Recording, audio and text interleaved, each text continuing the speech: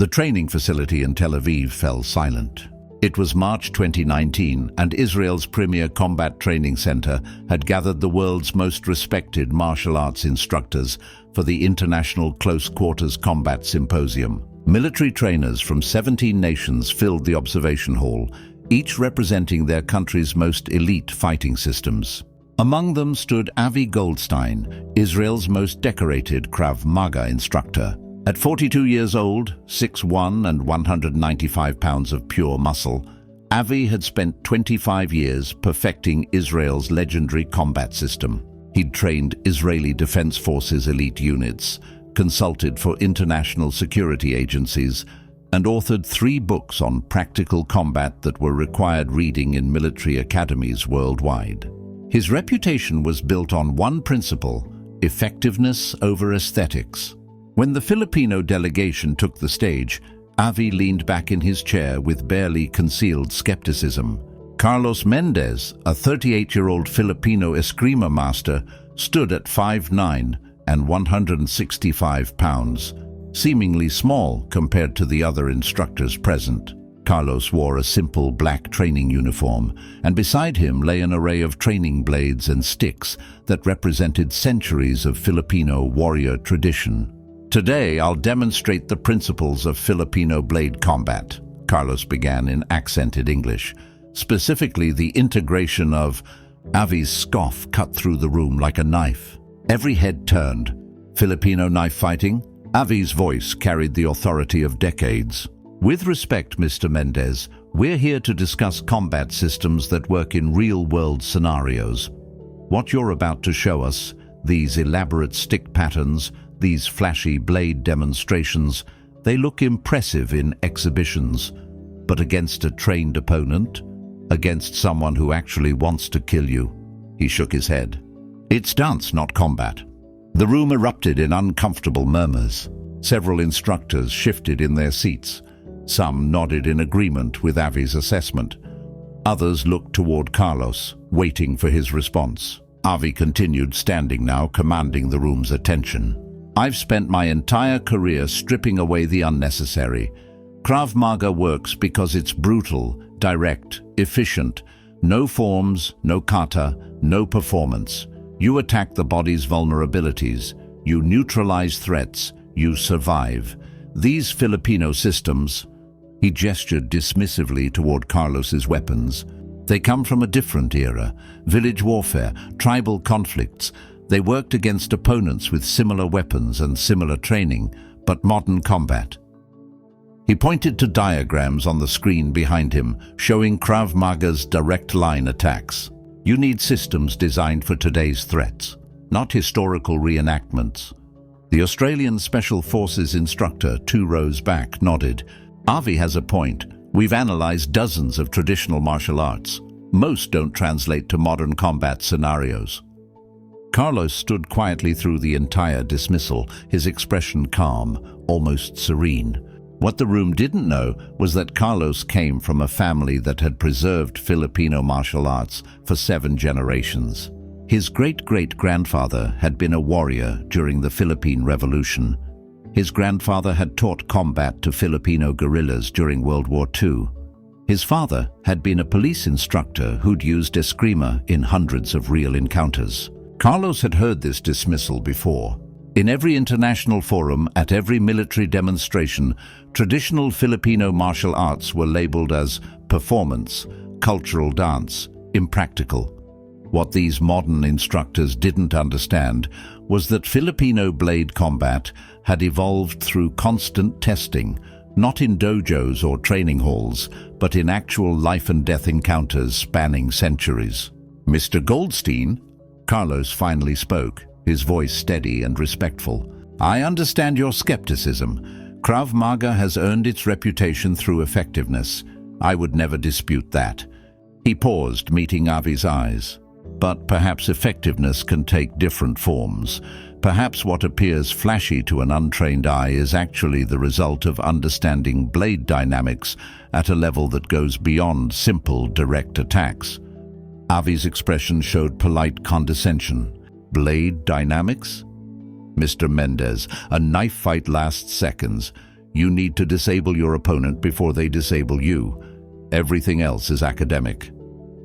Then perhaps, Carlos said calmly, we should test these principles practically, not in theory, not in debate, in demonstration. The room went completely silent. A challenge? Avi's eyebrow raised. You're suggesting we face off? Not a fight, Carlos clarified. A demonstration. Live blade defense scenarios. You defend using Krav Maga principles. I defend using Filipino blade combat principles. Neutral judges score based on effectiveness, efficiency, and survivability. Let the techniques speak for themselves.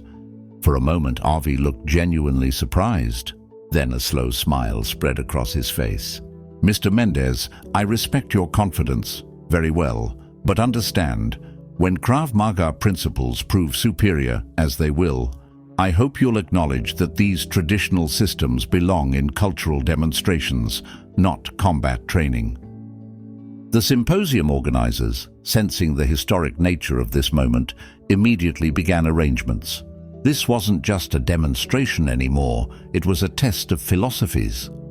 Modern scientific combat training versus centuries-old warrior traditions. Israeli military efficiency versus Filipino martial heritage. 6 months passed.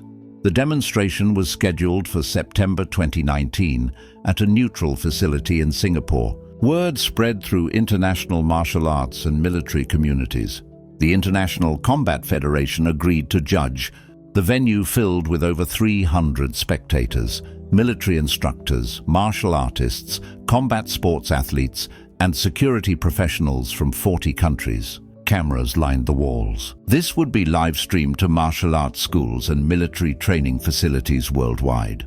Avi arrived with his team, confident and prepared. He'd spent the 6 months refining his blade defense techniques, studying Filipino knife-fighting videos to understand what Carlos might attempt. He'd concluded that the elaborate movements would create openings his direct Krav Maga counters would exploit. Carlos arrived quietly, carrying only a simple equipment bag. With him was his mentor, Grandmaster Ramon Santos, a 76-year-old Filipino master who'd survived actual blade encounters during his years as a police officer in Manila. The old man's scarred forearms told stories of real combat that no amount of training could replicate. The demonstration began with Scenario 1, Defense against Single-Blade Attack. A professional stunt coordinator would execute realistic knife attacks. Each defender would demonstrate their system's response. Attacks would come from various angles: high slashes, low stabs, reverse grip, forward grip. Judges would score based on efficiency of movement, likelihood of survival, and control of the attacker. Avi went first. The attacker came with a forward slash. Avi's response was textbook Krav Maga: aggressive forward movement, simultaneous block and strike, control of the weapon arm, brutal knee to the attacker's body, weapon disarm. 5 seconds. Effective. Powerful. The audience applauded. The judges marked their scores. Carlos's turn. The same attack pattern. But what happened next made everyone in the room lean forward. Carlos didn't move like Avi had. There was no aggressive forward charge. Instead, his body shifted with minimal movement, a subtle angle change that looked almost casual. His hand moved in a flowing motion that simultaneously redirected the blade, trapped the attacker's wrist, and positioned Carlos on the outside of the attack line. The attacker's momentum carried him past Carlos, completely off balance. Carlos's training blade touched 3 lethal points on the attacker's body: throat, kidney, spine, in a motion so fluid it looked choreographed. Total time, 3 seconds. The room went quiet. Again, one of the judges called. Different attack pattern. The attacks continued. High reverse slash, low stab, overhead ice pick grip. Each time the contrast became more apparent. Avi's defenses were powerful and direct. He met force with force, blocked with strength, countered with aggression. Every technique worked. Every defense succeeded. But each required significant physical commitment. Each left brief moments of mutual vulnerability. Each took effort. Carlos's defenses looked almost effortless. His body moved in ways that seemed to violate physics. Slight weight shifts that created maximum effect. Hand movements that simultaneously defended and attacked. Footwork that placed him in positions where the attacker's blade could never reach him, while his counterblade found openings instantly. What Avi and the audience were witnessing was something the Israeli instructor hadn't understood. Filipino blade combat wasn't about flashy movements for show. Every motion, every angle, every transition had been refined through generations of actual combat. The elaborate patterns weren't dance, they were sophisticated geometry. The unnecessary movements weren't excess, they were deception, misdirection, and efficiency at a level that went beyond simple direct force.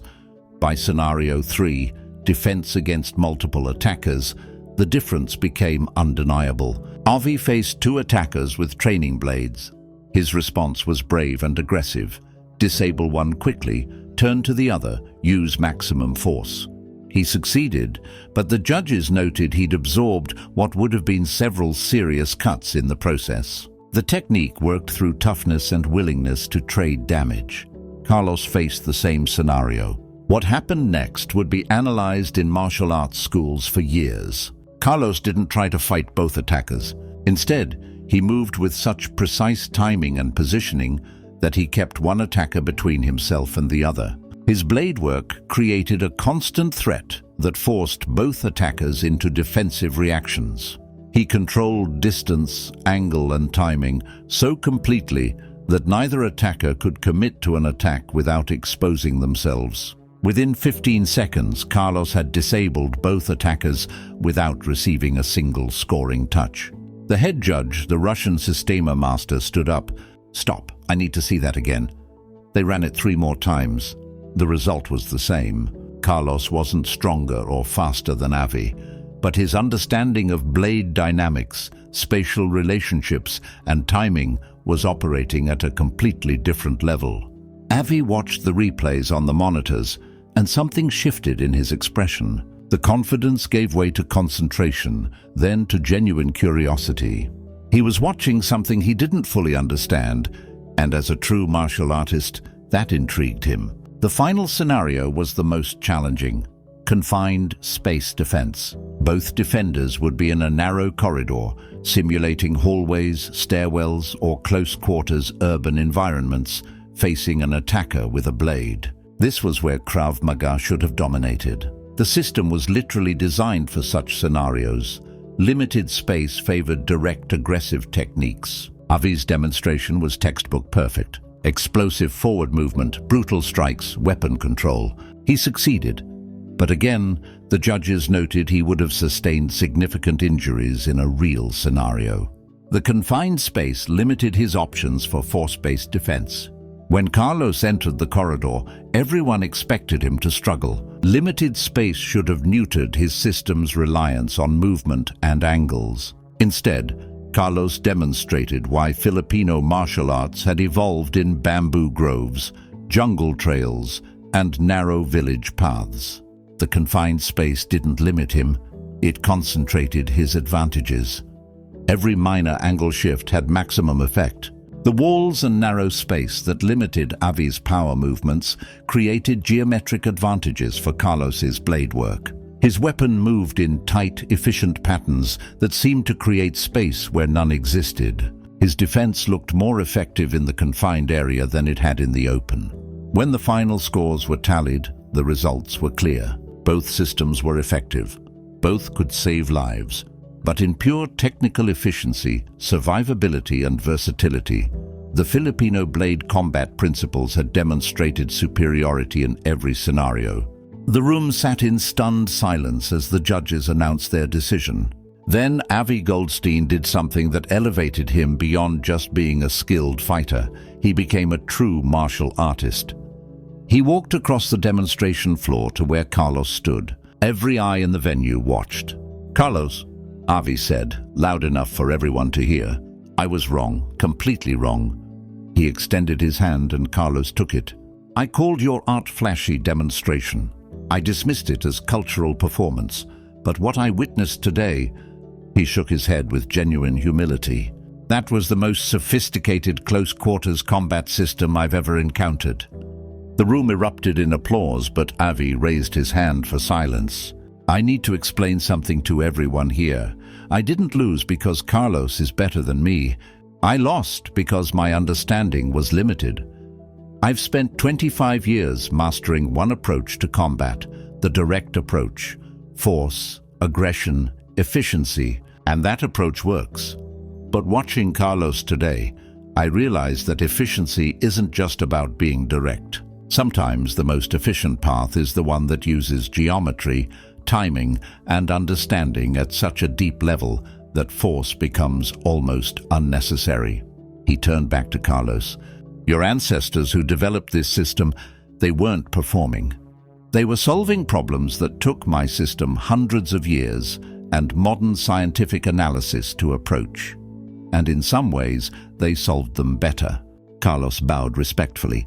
Master Avi, Krav Maga is excellent for what it was designed to do. My art comes from different circumstances, different needs. They're not better or worse, they're different solutions to the same problem, survival. But Avi shook his head. No, Carlos, be proud of what you demonstrated today. This wasn't just technique. This was art and science combined at the highest level. And it came from your culture, your heritage, your ancestors' wisdom. The world needs to understand that traditional martial arts aren't historical curiosities. They're repositories of sophisticated knowledge that we're still learning to appreciate. The video of this exchange went viral. Within a week, it had been viewed over 200 million times. Martial arts schools worldwide began reaching out to Filipino instructors. Military training programs started investigating Filipino blade combat principles. Security training academies requested Filipino martial arts consultants. The International Combat Federation officially recognized Filipino martial arts systems for military and law enforcement training certification, something they'd never done for any traditional martial art before. But perhaps the most significant outcome happened quietly. Avi Goldstein flew to Manila 3 months later and spent 2 weeks training under Grandmaster Ramon Santos. The 76-year-old master and the Israeli instructor became close friends. Avi began incorporating Filipino blade principles into his Krav Maga instruction, creating a hybrid system that honored both approaches. I thought I knew everything about knife combat. Avi would later tell his students, Carlos showed me I'd barely scratched the surface. The Filipino masters have been studying blade dynamics for centuries. We're just catching up. Carlos never sought fame from the demonstration. He returned to his small training school in Manila, teaching the same principles his family had preserved for generations. But now, students came from around the world, seeking to understand the sophistication hidden in what others had dismissed as cultural dance. Grandmaster Ramon, when asked about the demonstration's significance, smiled with the wisdom of someone who'd survived real blade encounters. People always confuse simplicity with effectiveness. They think if something looks complex, it must be impractical. But Carlos didn't use complexity. He used precision. Every movement had purpose. Every angle created advantage. That's not flash. That's efficiency at its highest form. The story teaches us that effectiveness takes many forms. Sometimes the most sophisticated solutions don't look like what we expect. The Israeli approach, direct, forceful, scientifically analyzed, is effective and valuable. The Filipino approach, geometric, fluid, refined through centuries of actual combat, is equally effective and valuable. Both can coexist. Both can learn from each other. True mastery isn't about proving your way is the only way. It's about recognizing excellence wherever it appears, even when it challenges everything you thought you knew. Avi Goldstein became a better martial artist, not by defending his ego, but by opening his mind to wisdom that came from a different path. And perhaps most importantly, never mistake tradition for obsolescence. What appears to be ancient may actually be timeless. What looks like performance may actually be perfection. The ancestors who developed these systems weren't primitive. They were solving the same problems we face today, and sometimes their solutions were more sophisticated than anything modern science has produced. Filipino blade combat didn't need validation. It had been validated in countless real encounters across centuries. But the world needed to learn what Carlos's ancestors had always known. True effectiveness comes not from force alone, but from understanding so deep it looks effortless.